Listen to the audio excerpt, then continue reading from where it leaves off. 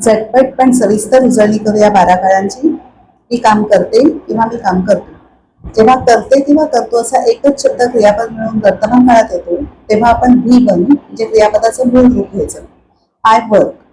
आता ही किंवा शी किंवा इट यापैकी करता आलं तर फक्त त्या वर्कला एस किंवा एस लावायचा. इथे ही वर्क्स असं होईल. ही काम केलं. आता केलं म्हणजे भूतकाळ कळतो आपल्याला आणि एकच शब्द येतो क्रियापद म्हणून केलं. तेव्हा त्या वर्कचंच व्ही टू घ्यायचं म्हणजे भूतकाळी रूप घ्यायचं. ईडी लावलेलं युजली असतं. I work. ईडी लावलेलं आय वर्क.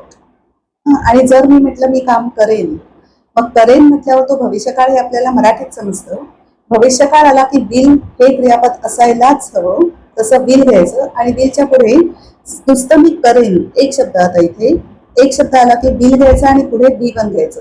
बी वन म्हणजे मूळ रूप घ्यायचं. I will work. I will work. हेच जर मी म्हटलं मी आत्ता काम करते, आत्ता काम करत आहे, करत आहे दोन शब्द आले. मराठीत क्रियापद म्हणून करत आहे. इंग्लिशमध्ये पण क्रियापद म्हणून आहे म्हटलं की एम किंवा इज किंवा आर. आता आय आहे म्हटल्यावर एम घेणार. आय एम आणि त्या वर्क या क्रियापदाला आय एन जी लावायचं. I am working. I am working. आत्ता म्हणून नाऊ हा शब्द पुढे लावायचा. I am working now. हेच जर मी म्हटलं मी काम करत होते किंवा मी काम करत होतो. परत क्रियापदाचे शब्द मराठीतले दोन, करत होते किंवा करत होतो. तसेच इंग्लिशमध्ये पण दोन शब्द असायला हवेत. आता होते किंवा होतो म्हणजे भूतकाळ कळतो आपल्याला. मग वॉज किंवा वर. एक वचनी कर्त्याला वॉज घ्यायचा, अनेक वचनी कर्त्याला वर घ्यायचं. आता इथे आय म्हणजे मी एकटी. आय वॉज वर्किंग असं म्हणायचं. वॉज आणि वर्किंग क्रियापद दोन शब्द झाले. I was working. हे जर मी म्हटलं मी काम करत असेन, मी काम करत असेन, करत असेन दोन शब्द. असेन या शब्दाकडून भविष्यकाळ करतो. भविष्यकाळ म्हटला की विल असायलाच हवा. आय विल मध्ये बी येतं. बी बी. आय विल बी आणि आय एन जी वाला क्रियापद. I will be working. I will be working. मी काम करत असेन. जर मी म्हटलं मी काम केलं, माझं काम करून झालं आहे. केलं, केलेलं आहे किंवा झालेलं आहे असं जेव्हा आपण म्हणू दोन शब्द. मी काम केलेलं आहे, माझं काम करून झालेलं आहे दोन शब्द क्रियापद म्हणून. इंग्लिशमध्ये पण दोन शब्द. I have worked. I have आणि वर्कला ईडी लावला, तिसरं रूप घेतलं, व्ही थ्री घेतलं. I have worked. फक्त ही किंवा शी किंवा इट आयच्या जागी असेल तर हॅवच्या ऐवजी हॅज घ्यायचं. He has worked. ईडी लावलेलं व्ही थ्री घेतलं. दोन शब्द क्रियापदाचे. हेच जर मी म्हटलं माझं काम करून झालेलं होतं किंवा मी काम केलेलं होतं.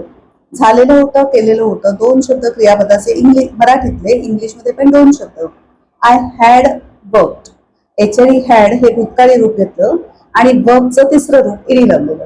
I had worked. मी काम केलेलं असेल, माझं काम करून झालेलं असेल, केलेलं असेल किंवा झालेलं असेल. पूर्ण झालेली क्रिया दिसते पण भविष्य काळातली. मग तेव्हा भविष्यकाळ म्हटलं की विल हवाच. I will have worked. ED लावलेलं तिसरं क्रियापद म्हणजे तिसरं रूप क्रियापदाचं. I will have worked. इथे मात्र ही शी इट जरी आला तरी त्या हॅवचा हॅज होत नाही कारण मध्ये विल हा शब्द येतो. ही विल हॅव वर्कड असंच राहतं. आता जर मी म्हटलं की मी बराच वेळ काम करत आहे.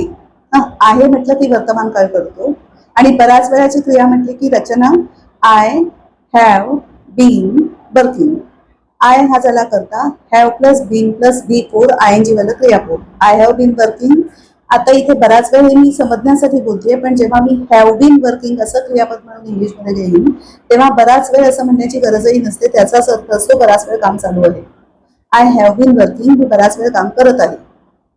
जर मी म्हटलं की मी बराच वेळ काम करत होते. आता होते किंवा होतो यावरून कळतं की तो भूतकाळ आहे. मग आय एचडी हॅड घ्यायचा भूतकाळी रूप. I had been working. परत सेमच राहतं. आय करता had plus been plus I N G वालं क्रियापद. I had been working. बराच वेळ म्हणण्याची गरज नसते. त्याचा अर्थ असतो होतो क्रियापद हॅड बीन वर्किंग आलं की ते काम बराच वेळ चालू होतं भूतकाळात. भविष्यकाळात जर मी बोलले की मी बराच वेळ काम करत असेल, बराच वेळ मी काम करत असेल, मग त्यावेळेला पण आय विल भविष्यकाळ म्हटला की विल हवाच. I will have been working. Have been working same ठेवलं. आधी फक्त विल घेतला भविष्यकाळ दाखवायला. आय करता झाला. विल हॅव बीन वर्किंग हे चार शब्द क्रियापद झाले. I will have been working. अर्थच बराच वेळ क्रिया चालू असेल असाच अर्थ असतो. आता बराच वेळ हा शब्द जर जोडायचा झाला तर फॉर अ लॉंग टाइम असं म्हणतात. I will have been working for a long time. For a long time म्हणजे बराच वेळ. अशा एक साध्या सोप्या सहज समजतील अशा गोष्टी माझ्या ऐकत राहा. व्हिडिओज आवडले तर लाईक करा आणि thank you very much for watching this video today आणि बाय फॉर टुडे.